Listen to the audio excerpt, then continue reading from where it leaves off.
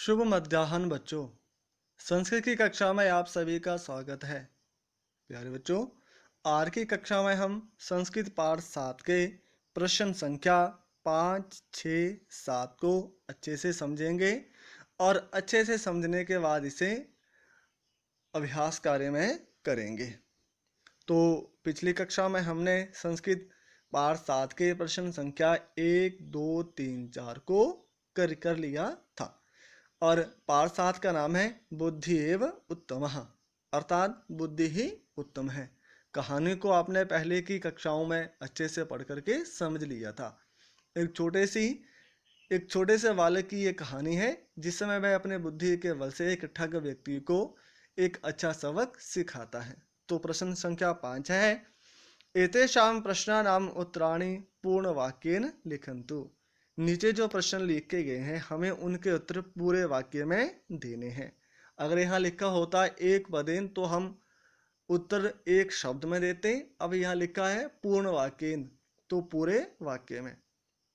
पहला प्रश्न है, नरः किम कृत्वा धन संचयम करोति स्म।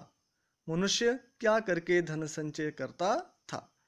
तो उत्तर इस तरह से रहेगा, नरः जनान वंचित्वा धन संचयम करोति स्म। मनुष्य लोगों को ठग करके धन संचय करता था। दूसरा है, जनः किमर्थम नरस्य गृहम आगच्छन्। लोग किस लिए उस ठग मनुष्य के घर आते थे। तो उत्तर होगा, जनः सुवर्ण पात्रस्य लोभेन नरस्य गृहम आगच्छन्। लोग सोने के पात्र के लोभ से मनुष्य के घर आते थे। चार प्रश्न संख्या 3 है, वंचका बालकाय किम अयच्छत्। ठग मनुष्य को क्या देता है। उत्तर, वंचकः बालकाय सुवर्ण पात्रेण सह सुवर्ण मुद्रा अयच्छत्। ठग बालक के लिए सोने के पात्र के साथ साथ सोने के सिक्के, सोने की मुद्राएं भी देता है। प्रश्न नंबर 4 है, प्रत्येकम कथां श्रुत्वा वंचका अन्ते किम वदति। प्रत्येक कथा को सुनकर के ठग अंत में क्या कहता था। उत्तर होगा, वंचका अन्ते वदति। ठग अंत में कहता था, एताम कथा अहम पूर्वमेव श्रुतवान। इस कहानी को तो मैंने पहले सुन लिया है। पांचवा है, नरः सर्वत्र का घोषणाम अकरोत्। ठग व्यक्ति हर जगह सभी जगह क्या घोषणा करता है। नरः घोषणाम अकरोत् यत यह कोऽपि एकाम नवीनाम कथाम श्रावयति तस्मै अहम स्वर्ण पात्रम दास्यामि। जो भी कोई मुझे नई कहानी सुनाएगा मैं उसे सोने का पात्र दे दूंगा। इस तरह से प्रश्न नंबर 5 के उत्तर किए जाएंगे। प्रश्न नंबर 6 है, स्थूल पदम आधृत्य प्रश्न निर्माणम कुर्वन्तु। जो स्थूल पद हैं, रेखांकित पद हैं, उनकी जगह हमें प्रश्न निर्माण करना है। जनः अपूर्वाम कथाम अश्रावयन्। तो यह रेखांकित पद है, स्थूल पद है जनः। जनः है प्रथमा विभक्ति का बहुवचन, इसलिए किम शब्द का बहुवचन आएगा कह, कऊ, के। तो आएगा के अपूर्वाम कथाम अश्रावयन्। और पूर्ण वाक्य पूर्ण विराम के स्थान पर प्रश्नवाचक चिन्ह का प्रयोग। वंचका बालकाय स्वर्ण पात्रम अयच्छत्। बालकाय बालक के लिए, तो यह आएगा कस्मै। वंचका कस्मै स्वर्ण पात्रम अयच्छत्, चिन्ह बदल करके प्रश्नवाचक।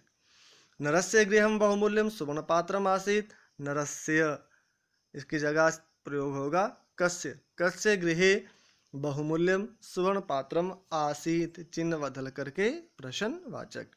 वंचकः स्वपराजयम स्वीकृतवान। वंचकः इसके स्थान पर कह। कह स्वपराजयम स्वीकृतवान, चिन्ह बदल करके प्रश्नवाचक। नरः विद्यायुक्ता आसीत्। नरः तो कह। कह विद्यायुक्ता आसीत्, चिन्ह बदल करके प्रश्नवाचक। इस तरह से रेखांकित पदों के स्थान पर हम प्रश्न निर्माण करेंगे। प्रश्न नंबर 5 हमने कर लिया, 6 भी कर लिया। अब प्रश्न नंबर 7 हम करेंगे। प्रश्न नंबर 7 हम करेंगे। प्रश्न नंबर 7 हमारे पास है। नीचे जो वाक्य लिखे गए हैं, ये वाक्य हमें कथा क्रम के अनुसार व्यवस्थित करके सही क्रम में लगा करके दोबारा लिखने हैं। हमें केवल इसी बात का ध्यान रखना है कि जिस कहानी में जो घटना पहले हुई है, उसी आधार पर हम वाक्यों को क्रम से वाक्यों को व्यवस्थित करेंगे, सुनियोजित करेंगे।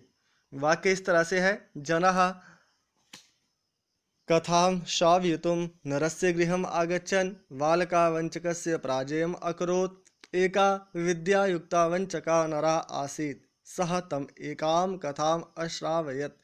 एकदा एकः बुद्धिमानः बालकः नरस्य समीपम् आगच्छत्। कथां श्रुत्वा वञ्चकः वदति स्म, एताम् अहं पूर्वमेव श्रुतवान्। इन वाक्यों का अर्थ है, लोग, पहले वाक्य का अर्थ होगा, लोग कथा सुनाने के लिए मनुष्य के घर आते थे। बालक ठग को पराजित कर देता है। एक विद्या से युक्त ठग व्यक्ति था। वह एक कथा सुना सुनता चाहता था। एक बार एक बुद्धिमान बालक उसके घर जाता है। कथा सुन करके वह कहता है, ये मैंने पहले सुनी है। तो व्यवस्थित क्रम क्या होगा? कथा के क्रम के अनुसार वाक्य इस तरह से लिखे जाएंगे। एका विद्या युक्ता वंचका नरा आसीत। एक विद्या से युक्त ठग व्यक्ति था। जना कथा श्रावयितुं नरस्य गृहम् आगच्छन्। लोग कथा सुनाने के लिए ठग व्यक्ति के घर आते थे। कथा को सुन करके वह कहता था कि ये तो मैंने पहले सुनी है। एक बार एक बुद्धिमान बालक उस मनुष्य के घर आता है। वह उसे कथा सुनाता है। बालक ठग व्यक्ति को पराजित कर देता है। इस तरह से प्यारे बच्चों, आज की कक्षा में हम प्रश्न नंबर 5, 6, 7 को ही करेंगे। गृह कार्य में आप इन पढ़े हुए प्रश्नों को अपनी कॉपी में, अपनी किताब में कर लें।